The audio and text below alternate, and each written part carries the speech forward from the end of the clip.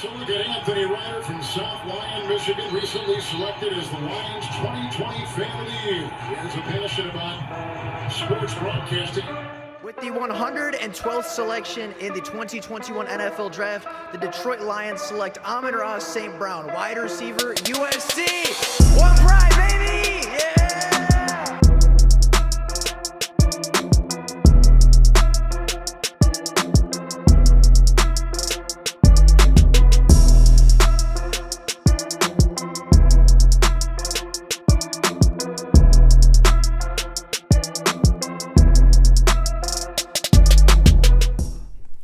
What is going on, everybody? Welcome back to another Detroit Lions video. Now, the Detroit Lions doubled up at linebacker in the 6th round, taking Malcolm Rodriguez, the linebacker from Oklahoma State, at pick 188, and then doubling up just a few picks later, selecting James Houston, the linebacker out of Jackson State University, with the 217th overall pick. Now, we've already talked about Malcolm Rodriguez, talked about the player that he is, and the role that he may fit with the Detroit Lions. But today, we're going to take a look at his draft classmate. We're going to take a look at James Houston, the product from Jackson State, the most productive player in this year's NFL draft. And we are going to talk about his role, his strengths, his weaknesses, why the Detroit Lions drafted him, the role that we could see out of him with the Detroit Lions, and just everything you could expect out of this boom or bust player. So with that being said, and that being the case, let's get into talking about James Houston, the linebacker from Jackson State. Now, James Houston stands at 6'1", 225 pounds. And for me, this is one of the most intriguing selections in the 2022 class, because where I can see why the Lions drafted Aiden Hutchinson, I can see the role for Jameson Williams, I can see Josh Pascal, I can see the Kirby Joseph, I can see the roles for James Mitchell, and I can see the roles for Malcolm Rodriguez. James Mitchell to me feels like an athlete, and to me that makes it a lot harder to project where he's going to play in the NFL, because he played a lot of different positions at college football. So for me, this is one of the most interesting and one of the most intriguing picks to see what the Detroit Lions are going to do with the product from Jackson State. However, today we're going to talk about what he did at the collegiate level and then get on to what we could expect from him in the NFL. Starting off with his raw athleticism score, James Houston scored fairly well with an elite grade in explosiveness with a 39-inch vert and a 105-inch broad, and having in as measured as great speed, running a 5.86 40-yard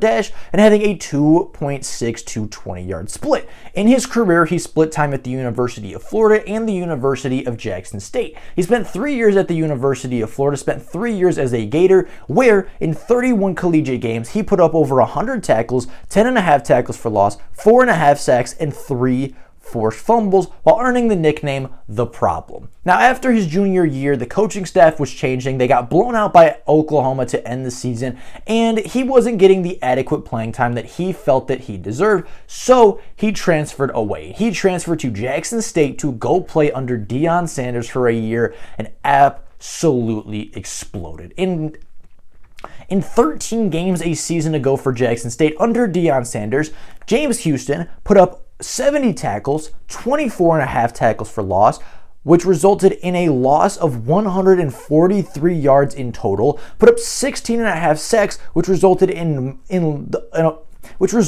opposing offense losing over 117 yards on just those sacks alone. And on top of that, he forced 7 fumbles, recovered 2 of them, had 1 interception, and 10 more quarterback hits on top of the 16.5 sacks. This guy was a monster. He was the most productive player in the draft this season, and in total, with his tackles for loss and his quarterback hits, he single-handedly was the result of the opposing offense losing over 260 negative yards. The offense went backwards 260 yards just by the hand of James Houston alone. That is an insane amount of yards. That is almost 3 entire football fields worth of yards that were lost just because of James Houston as an individual player. Now, taking a look at James Houston, why he was drafted, obviously the production was huge, but he's also very versatile. As I mentioned in the beginning of the video, he has experience playing both off-ball and on-ball linebacker. He has experience with his hand in the dirt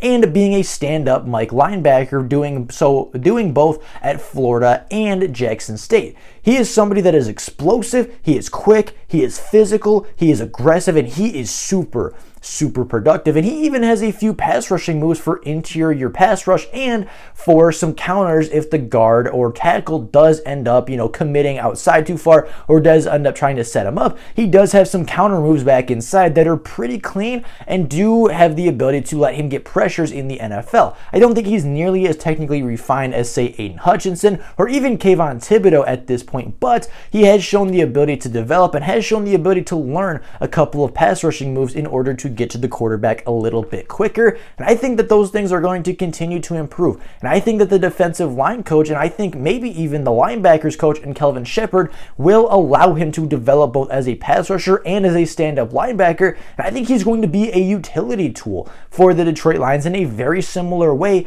that he was with Jackson State and Florida. Now, on top of that, he does have a little bit undisciplined play.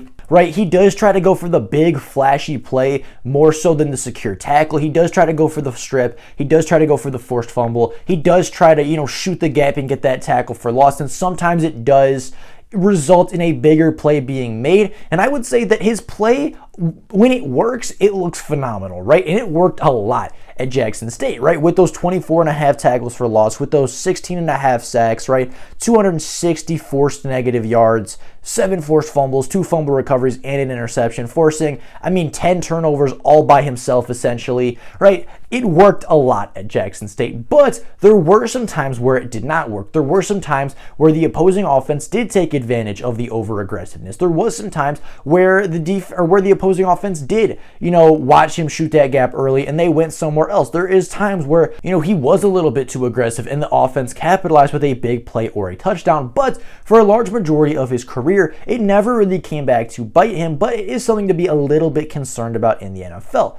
But at the end of the day, if you're drafting a player that is aggressive, that is physical, that has all of the mindset to work, all of the mindset to learn, grow, and develop, wants to be coached, wants to be taught, wants to get better as a football player, and has the physical tools and has the production coming out of college that James Houston has, this is somebody that Dan Campbell, this is somebody that Kelvin Shepard, this is somebody that Aaron Glenn, I'm sure, was absolutely drooling over in the draft process because he was just simply a dominant player at Jackson State. And I don't care if he played at a smaller school. I don't really care that he didn't necessarily play against the best competition in his senior year. He showed in his first 3 years that he can produce in the SEC, that he can play a role as a starting linebacker in the SEC with a top 10 program in the Florida Gators. And then he showed exactly what he can do at a smaller school, right? He went for better coaching. He went to play under Deion Sanders. He went to go win some football games and have a chance to compete for a national championship.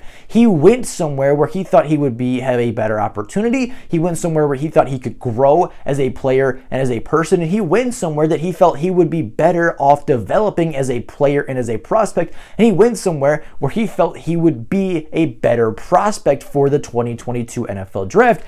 And he did so. He got drafted. He became an NFL player after dominating at Jackson State. So if you're giving me a player that wants to learn, that wants to get better, that only left Florida because it was in his best self-interest to develop as a player and develop as a prospect, you're telling me this guy gives 110% effort, is a good leader on the field, was super productive, has a lot of tools, already showed the ability to learn and grow and develop as a player and get better, and you're giving me a versatile weapon that can both rush the passer off the edge, blitz up the middle, and be a stand-up linebacker in your defense. You're giving me a versatile athletic weapon that was this productive in college in the 6th round, in the late 6th round at that. This is one of the most intriguing prospects in the NFL draft. Yes, his play needs to get a little bit more disciplined. Yes, I do think that he is going to have some trouble transitioning to the NFL because I think just the upgrade from Jackson State to the NFL is going to be a little bit harder. But as I said, he started in the SEC. He started at the University of Florida. So I know he can play against the top competition that the NFL has to offer. And I mean, if he put up these kind of stats at Florida, he would have been the unanimous #1 overall pick in this year's class.